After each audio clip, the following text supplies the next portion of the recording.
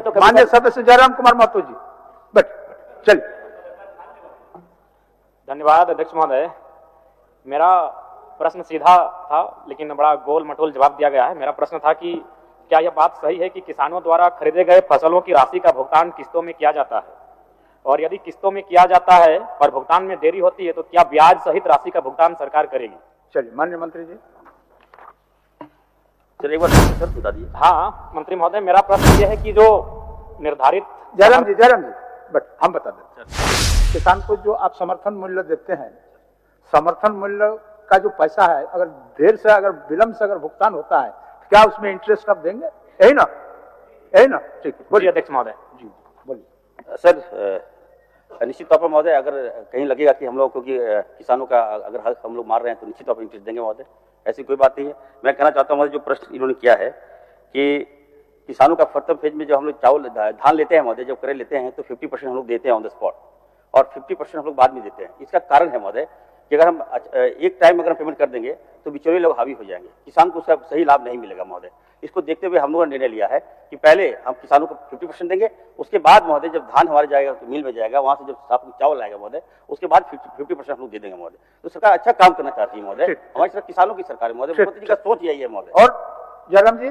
मंत्री महोदय, जब माननीयों का वेतन एक मुश्त एक किस्त में आता है तो किसानों को अगर आप किस्तों में देंगे तो किसानों का परिवार, उनकी आर्थिक स्थिति, उनके जो फसल का मूल्य है उसी पे निर्भर करता है। अतः हमें लगता है कि विभाग को दुरुस्त करने की आवश्यकता है। अगर खामियां है तो उन्हें दुरुस्त करें, क्योंकि एक किस्त में अगर उनको मूल्य दिया जाएगा तो बेहतर होगा। और प्लस जो आपका पैक्स और लैम्स का मामला है, हम यहाँ बैठकर, चूंकि आपकी फाइलों को एसी कमरों में जवाब को उत्तर दिया जाता है, लेकिन धरातल पर आप देखेंगे तो बिल्कुल ठीक इसके विपरीत है जो आप जवाब दे रहे हैं महोदय। पूरक पर आइए। देखिए मेरा पूरक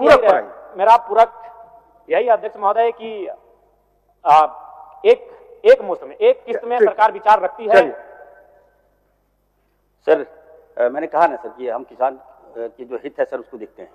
विधायक जी जो कहना चाह रहे हैं कि एक मुश्त में महोदय, अगर एक मुश्त में देंगे तो महोदय इसमें करप्शन बढ़ेगा महोदय, सभी किसानों को लाभ नहीं मिलेगा। हमारा झारखंड है महोदय, आदिवासी ट्रैवल है महोदय, ये लोग जाएंगे तो वहाँ बिचौलिए लोग लेके जाएंगे, उनका पता चला धान भी दिए पैसा भी नहीं मिला महोदय। तो हम लोग देखते हैं, वेरीफाई करते हैं कि सही जगह मिला कि नहीं मिला पैसा, इसलिए महोदय ये हमने क्राइटेरिया तय किया है। अगर विधायक जी को पर्टिकुलर किसी किसान को चाहिए हेल्प देने के लिए तो मैं उसको दिलवा दूंगा महोदय। ठीक है, बस मंत्री महोदय स्वीकार कर रहे हैं कि इससे एक मिनट आपका माननीय मुख्यमंत्री जी इच्छा व्यक्त हैं संतुष्ट करने के लिए। माननीय जयराम महतो जी का जो सवाल है, सवाल बहुत स्पष्ट है, थोड़ा शायद मंत्री जी इसको क्लियर नहीं कर पा रहे हैं।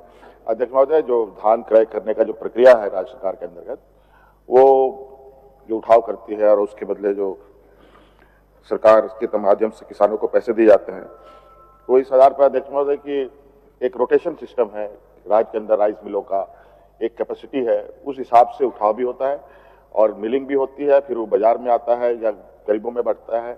उसके बाद ये एक कंटिन्यूअस प्रोसेस है, जगह नहीं होने की वजह से उठाव भी कभी देरी से होती है और राइस नहीं बनने की वजह से मिल में ये प्रोसेस कंप्लीट नहीं होने से उनको पैसे भी नहीं मिलते हैं।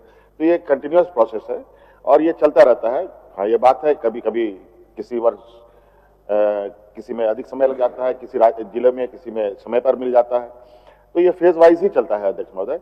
हाँ ये बात जरूरी है, ये फेज वाइज को खत्म करने की दिशा में राइस मिल की संख्याएं बढ़ाई जा रही है और जितना अधिक राइस मिल यहाँ लगेगा अध्यक्ष महोदय, उतना तेजी से उठाव भी होगा और समय पर लोगों को पैसे भी मिल जाएंगे। चलिए।